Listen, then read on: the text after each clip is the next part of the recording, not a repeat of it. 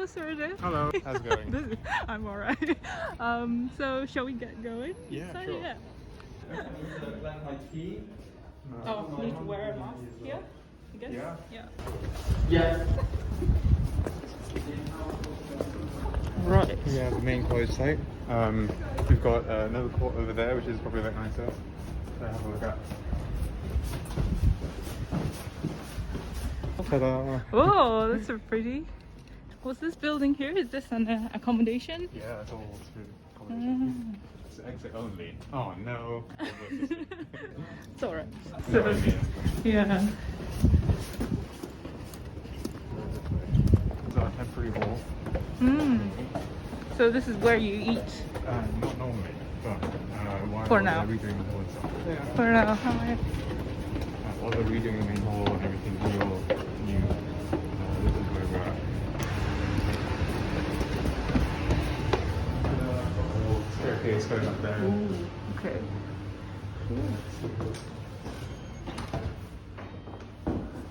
We're going to see ICR room. Ah, so this is where students chill usually. Yeah, we can study. We can use this as a social space. We normally sometimes use this space after formal events, come and kind of hang out afterwards. If we've got two different areas, actually, we could go down here. Got a little coach here. Got little football, TV, music system. See all the past committees and postgraduates. Yeah, so this is like a graduate photo. Yeah, all Right. the people who are matriculating in that year. Yeah, so they're all wearing like black gowns and stuff, I guess. Yeah. Photos from the previous May balls. Oh, so this is a Okay. survivor photo, right? Yeah, so whoever survived the night after, because it normally runs from about 7 p.m. all the way Yeah. to 6 a.m. the next morning. Yeah. The core symbol is a Catherine wheel. So yeah, it's underneath. Branding everywhere. So, hello. Hello. So this is Suradip. Could you tell us about yourself a little bit? Yeah, sure. So I'm Suradip. I'm one of the MB-PhD students, like Shoko here. I'm actually having finished my PhD. I've just returned to clinical school. So this is targeted at a Japanese audience. Do you know anything about Japan at all? Yeah, of course. Well, I mean, You have to be like. yeah. So I love Japanese culture. You know, I watch anime, read the manga. Do you? Yeah, of course. What do you watch? Have you seen Attack on Titan? Yeah, Oh, yeah. The Season 4 is out now. So It's great. So like I restarted from the beginning because I forgot some of the plots. So fascinating by it.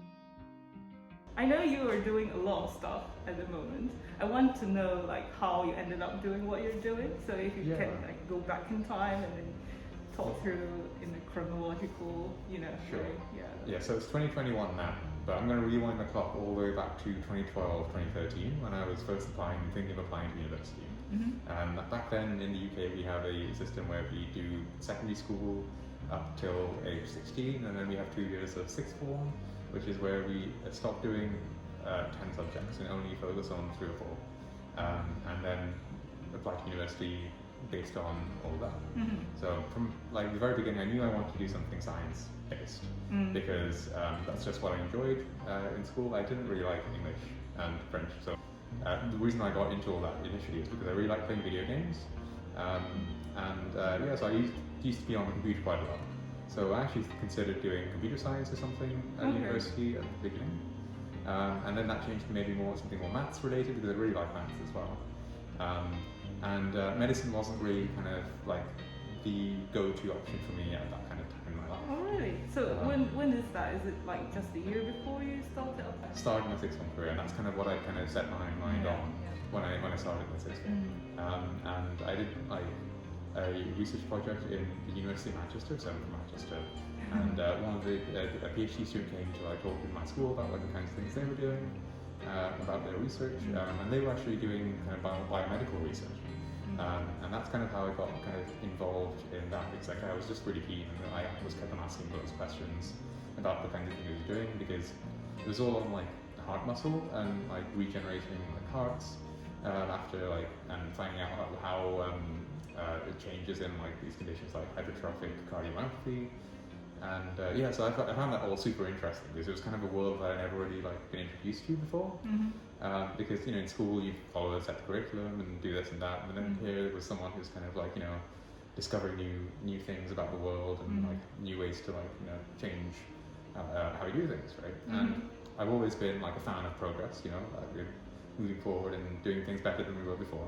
So that's kind of like why I got really involved in that. And eventually he was kind of like, oh well, why don't you like come along in the summer and see what I do, and maybe you could do a little mini project in that lab. So you're more interested in like sciencey thing side of medicine, not really like clinical side of medicine. Yeah, absolutely. So you could also like just go forward and do medical science, right? Why did you choose to become a doctor there? Yeah, so the real kind of turning point for me came kind of actually in my in the summer actually. Just after the summer, after I started sixth form, when I did some work experience in a hospital, because I thought, well, I may as well explore all my options and I'll go and do something here and there. And I went to a GP practice for a bit, and I thought that was okay, but I didn't really get very much out of it because it was kind of. But I went to the Manchester Royal Infirmary as a base to do some work experience as well. I was so focused on like all the science stuff up until then. Yeah. But I never really considered how it kind of affected people like side of that. So what already happened was there was a lady who'd just been diagnosed with cancer in this clinic, and the doctor there kind of just told her that she had cancer and kind of like walked out. And it was me in this room alone with this lady who's just been told like the worst news in her life. And she was obviously very, very upset. And I didn't really know very much about cancer. All I knew was what I knew from GCSE biology. But I was there and I was able to kind of talk to her and kind of comfort her and kind of. Really? Yeah. That's very heavy stuff to Yeah, it was actually. Like, looking back on it, it was actually like quite. I was definitely thrown in the deep end a little bit. Yeah. Just because like the actual doctor kind of just walked out on it, and that's kind of like.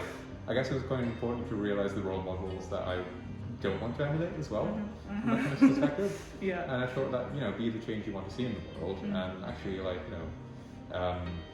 this was definitely something that I thought that not only could I use all this kind of science stuff to improve and make better, but it would actually directly help people.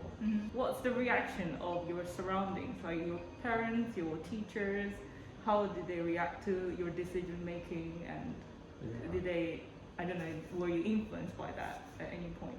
Yeah, so my parents are both doctors, but they told me not to do medicine because they'd been in the system for however many years, and they told me that the hours going to be very long. It's not quite as glamorous as TV makes it out to be, and that ultimately that I could do very well for myself somewhere else, and be completely much more well off than. What do you mean by well off? Like you earn more money?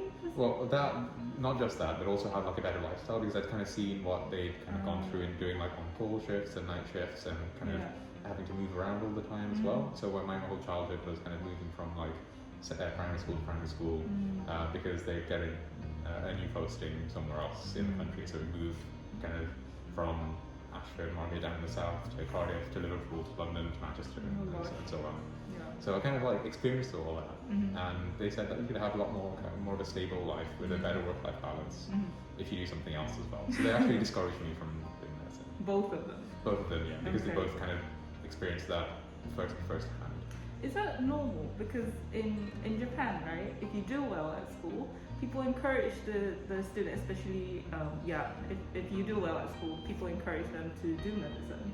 Yeah. Is that true in the UK? Well, I think there is certainly an element of that. I think people want their kids to do as well as or better than they were able to. I think that's just a truth across cultures. In the UK, I think tend to want people to follow their interests because at the end of the day, the best person to invest in is yourself. And if you're doing like something you don't really enjoy very much, then you'll ultimately do a worse job at it than you would if you were doing something you were really enjoying. And because this is obviously quite a there are ways to kind of do very well in whatever you do, whether that be medicine, whether that be something else, and ultimately that should be a given, and everything else like should also be too, like whether you enjoy what you're doing, because at the end of it all you have to do it for 40, 50, 60 years. That's a long time.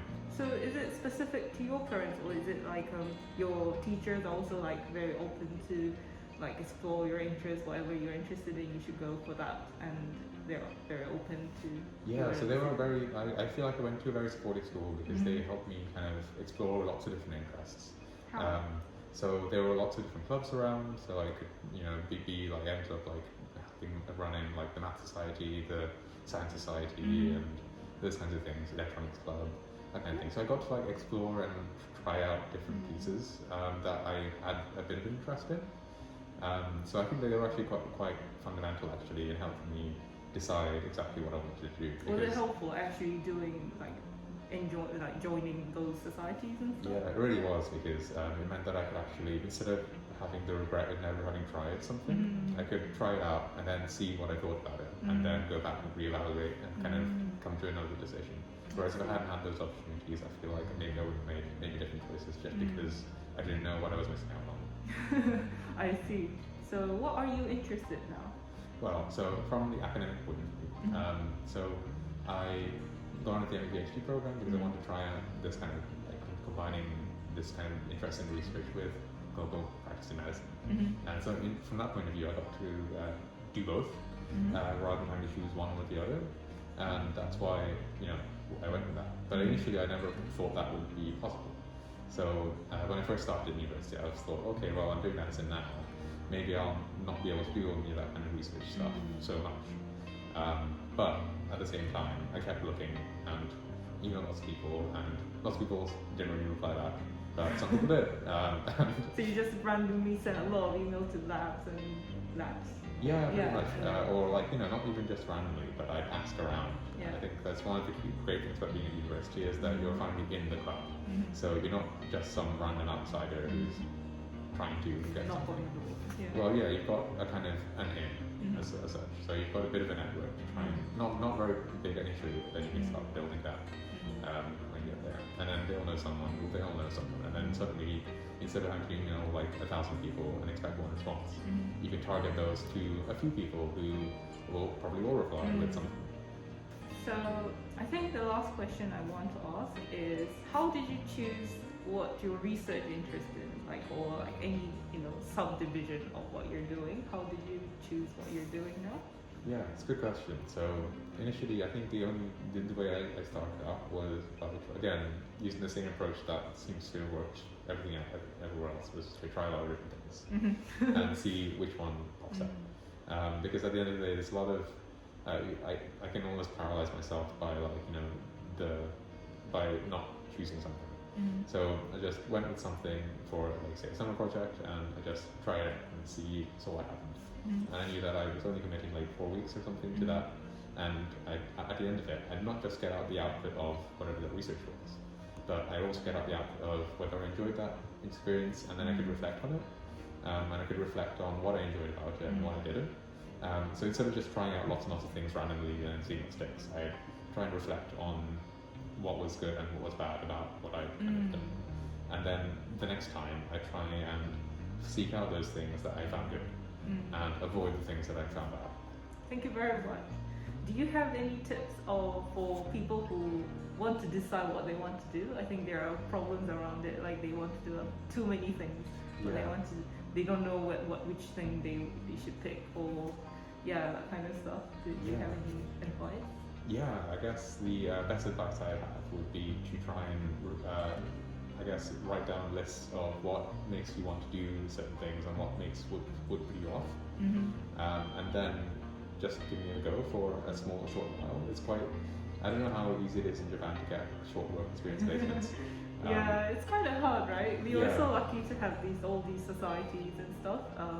And once you get to the university, you can, just knock on the door, basically. But as a high school student, it might be kind of difficult to. Well, so I think at least in the UK, I think a lot of people thought it was going to be difficult, but it was actually a lot easier than it was. And I think confidence was key, because I just kept on going and didn't really realize. I don't think I realized it wasn't a done thing. I think that was the key, because people were kind of caught a bit off guard by the fact that I was kind of approaching and asking to do all this kind of stuff, just purely because they weren't expecting it. And I think the reason why they weren't expecting it was because people assumed that it wouldn't be possible, and so nobody ever tried. So yeah, I think there are definitely opportunities for you trying. It's going to be hard because you've got that kind of feeling in your head saying this is not something I should be doing. This is going to be like very hard and all this kind of stuff. And it may well be all those things, but if you don't try, then you'll definitely not get anything out of it. Yeah, you won't lose anything, I guess, Yeah. by sending out emails and talking to people. Exactly. I think what I kind of found was the thing I'd lose was kind of my pride or my kind of sense of kind of I don't know what other people thought of me. But at the end of the day, that's something that's easier to swallow when you realise that people probably won't even remember that in a few years' time. True. And you probably won't even remember that in a few years' time. So it makes it a lot easier to swallow those kinds of harder feelings. Yeah. I see. Thank you very much. And so Good luck. Good luck. See you in the next video. Bye bye.